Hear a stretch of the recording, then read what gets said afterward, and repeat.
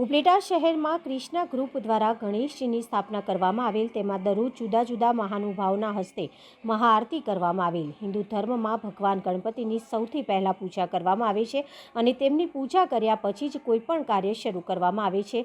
હિન્દુ ધર્મમાં ગણપતિજીના માત્ર એક નહીં પરંતુ 12 સ્વરૂપો છે અને કહેવાય છે કે જો કોઈ વ્યક્તિ પોતાની ઈચ્છાઓ કે મનોકામના પૂર્ણ કરવા માટે ગણપતિ બાપાના કોઈ ખાસ સ્વરૂપની પૂજા કરે છે, ત્યારે ઉપલેટા સુવા પ્લોટ ખાતે આવેલા ક્રિષ્ના ગ્રુપ દ્વારા ગણેશજીની સ્થાપના કરવામાં આવેલ છે। ત્યારે ક્રિષ્ના ગ્રુપ દ્વારા ગણેશજીની મહાઆરતી કરવામાં આવી, જેમાં આમંત્રણને માન આપી પધારેલા મહેમાનો દ્વારા મહાઆરતી કરવામાં આવી। તેમજ આ ગણેશ મહોત્સવમાં ભક્તો દ્વારા દરરોજ સવાર સાંજ આરતી, પૂજન, આરાધના કરવામાં આવે છે। તેમજ રોજ રાત્રે અલગ અલગ કાર્યક્રમ રાખવામાં આવે છે, જેમાં રાસ ગરબા, રામધૂન, સત્યનારાયણની કથા જેવા અનેક કાર્યક્રમો યોજવામાં આવે છે।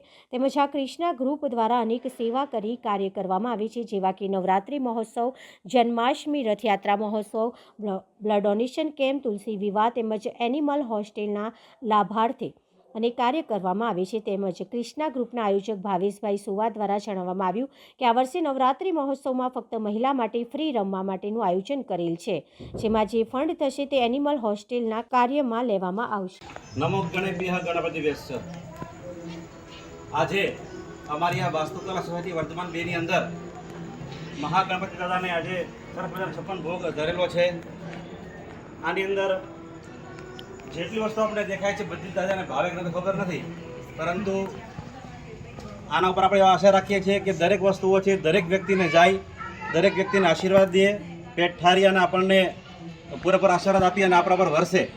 ખાસ કરીને અમારો આશય તો એ છે કે આ સોસાયટીની અંદર ગણપતિ દાદા બેઠેલા છે, દાદાને પ્રાર્થના કરીએ, અમારા સૌ વતી આપણા સૌ વતી પ્રાર્થના કરીએ કે સમગ્ર વિશ્વનું કલ્યાણ થાય, આપણા બધાનું કલ્યાણ થાય અને ખાસ કરીને આપણા જે સદવિચારો છે સદવિચારો આપણા જીવનમાં ઉતરી અને સૌનું કલ્યાણ કરે એ દાદાને પ્રાર્થના કરી અને વિરમું છું। જય ગજાનન। હું ભાવેશ સુવા, ક્રિષ્ના ગ્રુપ ઉપલેટા। ક્રિષ્ના ગ્રુપની સ્થાપના ઉપલેટામાં 20 વર્ષ પહેલાં મારા પિતાશ્રી ગોવિંદભાઈ પરબતભાઈ સુવા, પૂર્વ પ્રમુખ ઉપલેટા નગરપાલિકા દ્વારા કરવામાં આવેલ હતી। ક્રિષ્ના ગ્રુપનો મુખ્ય ઉદ્દેશ અને હેતુ ઉપલેટાના હિન્દુ સમાજની એકતા, અખંડિતતા જળવાઈ રહે, સમરસતા જળવાઈ રહે, ઉચ્ચ નીચના ભેદભાવ વગર એટલા માટે કરવામાં આવેલી હતી અને ક્રિષ્ના ગ્રુપ દ્વારા આવા વિવિધ ધાર્મિક ઉત્સવો ઉજવવાનું શરૂઆત કરેલી હતી।